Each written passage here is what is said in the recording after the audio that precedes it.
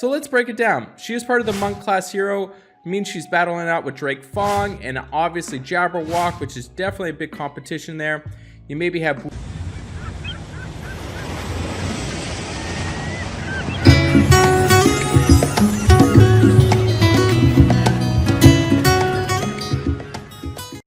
Hey, thanks so much for checking out the channel. If you're curious about any other hero in Empires and Puzzles, you can view my website at anchorgame.com. There you will find I have graded every single hero with a calibrated team of graders. This resource will always be free.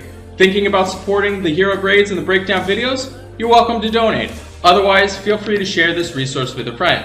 I have my exclusive line group called Anchor Cove, where you gain access to myself and tons of other experienced players with on-demand information and resources. If that piques your interest, all that information is on the opening page of my website with a short video. Let me dive into today's hero breakdown. Hey, thanks so much for checking out the channel. Today we're going to be doing a brand new hero breakdown on the new fairy woman. Her name's Bera. Bera just released back in Valhalla last month, so let's break down what she does. She got 743 on her attack, 749 on her defense, and 1369 on her health. Overall, statistically, about average on everything. Nothing too crazy or out of the norm. A little bit higher than average on her defense and her health, but still pretty solid. She is running at fast speed. She is part of the Valhalla Venheim, which means that she gives you an ability that the mana of all enemies is reduced by 5%, 10%, or 15% when a Venheim hero dies. Really annoying. If you haven't battled against it, you'll forget about it. I know I have quite a few times. I'm battling in. I kill one of these Venheim heroes, and then my mana goes away. So you have to actually prepare for it, and actually that might be one of the best contributing factors that this hero brings, because it messes up your mana when it dies. Definitely can change the flow of things. So really awesome static ability. I really appreciate that. This video is sponsored by Raid Shadow Legends. It is a free massive turn-based dark fantasy RPG. To try this game out, all you gotta do, go to the video description, click on the special links. You'll receive 100,000 silver and 1 free champion, Acolyte. All your treasure is available for the next 30 days for new players, and it's all waiting for you right over here. When we look at her actual hero specials, she summons a moth minion for each ally. The moth minion inherits 20% HP and 20% attack from the caster. Each hit from the moth minion gives the target the following status ailments. The target receives 180 poison damage over 3 turns. The target can't receive new minions for 3 turns. Obviously a pretty interesting hero. I think this is one of those niche fun heroes that pairs extremely well with a lot of different, or I shouldn't say a lot of it different, but some other heroes potentially. Standalone though, little bit of an issue. So let's break it down. She is part of the monk class hero, means she's battling out with Drake Fong and obviously Jabberwock, which is definitely a big competition there. You maybe have Wukong Wilbur. Those might be using up your monk emblems, so something to consider. When we look at her Titan grade, she is going to get a C grade. This was close to a B-. The only reason why it wasn't a B- was because her attack power needed to be just a little bit higher. But ultimately, I'm not really thrilled or excited to put this hero on defense. Reason being is just summoning a moth minion isn't going to help out a lot, because especially as you get later into the Titans, they just kill your heroes in either 1 or 2 shots. So it's not going to help you out too much there. Obviously, the poison damage isn't going to do anything, and then also getting the target so it can't receive minions isn't going to do anything right now. Who knows what's going to happen with the new Titans that come out? We'll see. But right now, as it stands, she's incredibly awful against the Titan. Only way she might be able to make it on there is going to be if she has super high attack power, which might be something if you are putting emblems on her, because you're going to want to focus your emblems on attack and health, because when she summons the minion, she is going to summon a minion for everybody based on her attack and her health. So those are really important to boost up if you are putting emblems on her. So she's going to get a C grade, obviously, on Titans. When we look at her offensive grade, she is going to get a B grade. Now, obviously, she pairs extremely well with some other heroes in the game. Most notably would be like Freya, you know, because you guys are both running at fast speed. They're at purple.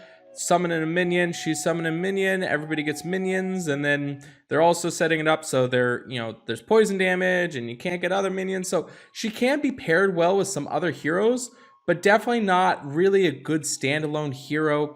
I could be totally wrong. She is brand new. I have her. I haven't been excited to level her up. I don't really see too much of a point at this point. So I think that grade could definitely be different depending on what other heroes you have. But as a standalone, she's definitely probably a B on offense. It does help out that she is going to give you the moth minions. And, and then the other contingency is that when using her, you want to use it against heroes that are actually generating minions. So right now, Teleria is the big one that is generating minions. So I don't know. I'm not sold on it at this point. Not saying that it couldn't be a relevant factor in the future. When we look at her defensive grade, she is going to get a B+ grade on her tank. From what we've experienced, if we know anything with like Freya works really, really well. They have very similar abilities as far as creating a minion at 20% HP and attack. But the biggest difference between like Freya and her is that Freya sets it up so she gets defense increase for all your allies. That's not the case for her. But I do see that with her running and the tank position, that the minion receiving is going to be relevant. It's weird because a lot of minions are pretty offensively too. So she does get a B+ grade there. You can't really, you could get swarmed by the minions, especially if you just have her keep going off and then they're just summoning them for the other guys. There could definitely be a situation where that happens, especially with some poison damage. It's relevant. Possibly the best spot for her would be in her tank position. When we look at her flank grade, she is going to get a solid B grade there. She could be used in the flank, but I'm not really recommending it. It does help that she's at fast speed. She's giving everybody a minion, which is kind of like a pseudo heal, and then sets it up so they could potentially not be getting minions themselves. She's going to get a B grade. And in the wing, she's going to get a B-, obviously because your heroes are probably dead at that point, which means you're not really going to maximize the ability to summon minions for all your allies. If you're only getting a couple minions at fast speed, it's not really going to be too much of a factor. I'm not a big fan of her in the wing. She's going to get a B- grade. Overall, defensively, she is going to get a B. That's a lot of to be unknown in terms of how good she is potentially as a tank. I'm not sold on her. I don't see her moving away too far up or too far down from there. I think that I'm confident giving her a B currently. When we look at her weekly raid grade, she is going to get a B+ on rush attack, especially because if you're using this hero on rush attack, you know that she probably needs to be used because you're using minions. So maybe she gets a higher grade on that, but as a static standalone hero on rush attack, B+, I think is fine. Giving everybody a minion, making it so that they can't get new minions could definitely be a factor. She's going to get a B+ grade there. When we look at her buff grade, she is going to get a B grade. Setting it up so she gives you the minion is going to help out a bit, but it's not going to be super mega important. She's not really helping in terms of adding buffs or taking away buffs. She is just running at fast speed and helping out. On Bloody Battle, she is going to get an A grade. I do like this hero on Bloody Battle because essentially you're setting it up so you're healing. Giving yourself a minion is a pseudo heal, especially at fast speed. You could definitely get your guys to go off. It's going to keep them alive for a little bit longer. And then if they are trying to get minions themselves, you're making it so that those go away, which is a very popular tactic on Bloody Battle to have a pseudo heal situation set up. So she is going to get an overall grade of a B. Maybe flexing up a little bit, possibly in the future. We'll see how this goes, but I think that her biggest draw is going to be the fact that when she dies, she takes away mana from them, so make sure you're prepared for that. So thanks so much for watching this content. Please make sure you subscribe, you turn notifications on, and I'll see you on the next video.